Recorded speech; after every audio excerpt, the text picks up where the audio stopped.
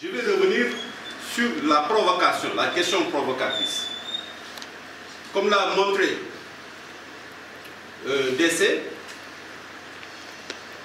l'acte 3 de la décentralisation, dans son esprit, n'est pas encore de mise.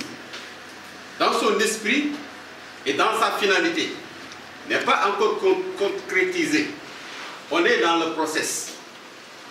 On espère que si tous les acteurs jouent leur rôle, on peut arriver à accélérer le processus de matérialisation de l'esprit de l'acte 3 de la décentralisation. Parce qu'au départ, c'était conçu pour corriger les dysfonctionnements de la décentralisation qu'on a vécu, mais également consolider les acquis que nous avons obtenus donc en cours de route. Et par rapport à notre perception, en tant qu'acteur de territoire, nous pensons qu'une réforme de cette nature doit être plus perçue comme une opportunité, plutôt comme une source d'inégalité. Pourquoi?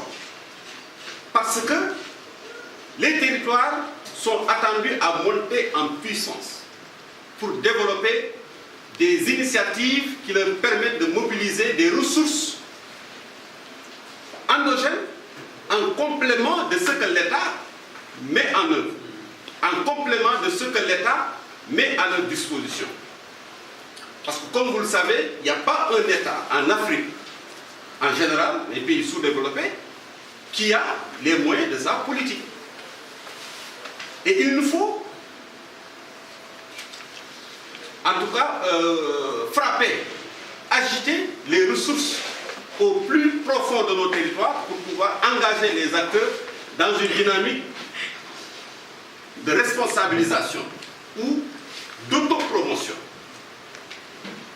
Et, en notre sens, l'acte 3, dans ses principes et ses orientations, devrait être une opportunité pour permettre à ce que les acteurs territoriaux puissent réfléchir ensemble pour se doter de visions prospectives par rapport, en tout cas, à l'avenir de leur territoire, en s'appuyant sur les ressources de ce territoire-là, mais également se concerter pour organiser leurs relations, leurs interrelations, pour que chacun puisse savoir en quoi son action pourrait être complémentaire à l'action de son homologue. Et c'est cette dynamique-là que nous pensons qu'il doit être portée par un leadership territorial ou local incarné par les collectivités territoriales. Et quand nous nous interrogeons, pour être très concret, les questions d'impact ou d'effet de la migration dans nos territoires, nous tous, nous avons constaté, en tout cas d'après les chiffres qu'on nous rapporte, au Sénégal, nous avons, en tout cas entre 2008 et 2013, nous en avons enregistré 160 000 Sénégalais qui ont quitté le territoire, et particulièrement des jeunes, qui constituent la force vive pour porter la construction d'une nation. Et il est important que ces jeunes-là, qui sont partis parce qu'il leur manquait quelque chose. Ils sont allés à la recherche de quelque chose. Et c'est ce qui fait que pour nous, nous sommes interpellés à tous les niveaux pour s'interroger sur comment est-ce qu'on peut apporter, créer des opportunités pour ces jeunes-là pour qu'ils puissent rester et travailler pour le pays.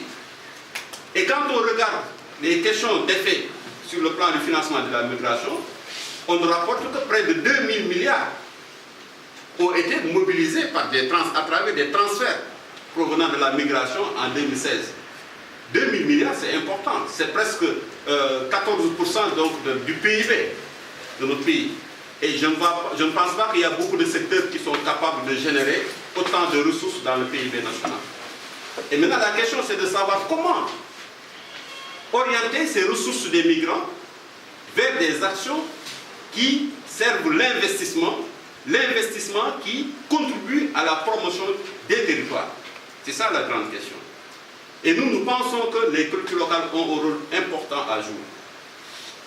D'abord, il y a des initiatives que les migrants sont en train de mettre en place. Des initiatives à deux niveaux. Dans un premier niveau, des migrants comme Hakataï, le coordonnateur de Hakataï par exemple, qui a eu l'expérience d'avoir séjourné donc, en Europe, qui connaît les difficultés en Europe, qui connaît les enjeux en Afrique, mais qui se met à contribution pour mobiliser des ressources extérieures au nom de la solidarité internationale pour pouvoir s'interroger et construire des solutions innovantes avec les populations au niveau territorial. Je pense que ça, c'est un premier canal qui est en train d'être exploré par les migrants. Un autre canal, c'est des migrants qui ont capitalisé de l'expérience, qui ont eu à accéder à des niveaux d'intervention, de responsabilité très stratégiques au niveau des instances internationales, comme dans les pays donc, en développement, qui veulent réinvestir tout ce capital-là au profit de leur territoire. Et ces migrants-là ont besoin de facilité de la part des acteurs territoriaux, de la part de leur État. Ces migrants, généralement, je donnerai l'exemple de ce qu'on a appelé le Fongat Invest, qui est un consortium qui a réussi à mobiliser beaucoup de ressources de la diaspora avec des partenaires, des institutions financières partenaires, et que ces gens sont prêts à s'engager dans des projets de développement. Mais ces migrants ont besoin de facilité pour accéder à la terre, par exemple, et s'engager dans la prise en charge du défi, en tout cas de développement dans le secteur agricole. Je pense que... J'ai fini. Il vous reste 3 minutes. 3 minutes. Donc je vais essayer donc, de synthétiser pour conclure.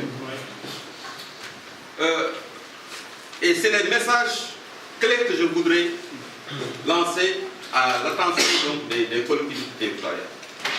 La migration, les acteurs de la migration ont besoin de s'impliquer dans la valorisation du foncier à travers des investissements structurants, des investissements productifs.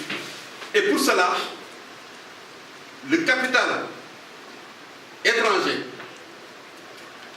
doit faire l'objet, en tout cas il y a une sorte de discrimination qui doit être apportée à ce niveau. Que les partenaires extérieurs qui ne sont pas originaires des territoires ne puissent pas être privilégiés par rapport aux migrants extérieurs. Par exemple, quand un Fongat Invest veut avoir 1000 hectares ou bien 500 hectares de terre pour monter un projet agricole, il doit être prioritaire par rapport à, par exemple, Seine-Huile, Éthanol, etc. Je pense que ça, c'est des facilités que nous attendons de la part des collectivités territoriales. Les migrants sont attendus pour investir la chaîne de valeur. Parce que nous avons constaté que du point de vue, en tout cas du premier segment, le segment primaire, il y a beaucoup d'acteurs, mais là où notre pays pêche, c'est au niveau de la valorisation de la chaîne de valeur. À ce niveau-là, je pense que les migrants organisés pourraient s'investir dans ce créneau.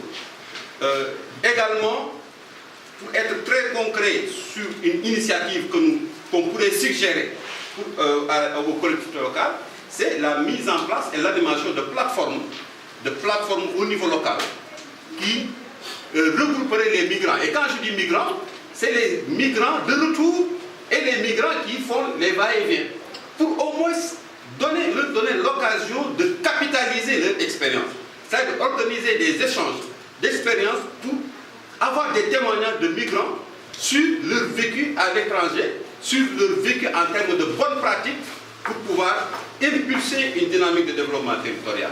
Je pense que ces genres de plateformes pourraient être un bon, un bon cadre pour formuler des projets intéressants ou construire une collaboration, un partenariat entre les migrants et les collectivités locales et l'État également et d'autres partenaires. Et enfin, le PPP, je pense que c'est une perspective intéressante. Le DC l'a dit, mais là où le bas blesse, c'est que les textes n'ont pas encore pris en compte la dimension territoriale. Et nous espérons qu'avec le plaidoyer des collectivités locales, l'État va très rapidement combler ce gap-là. Je vous remercie. Merci beaucoup.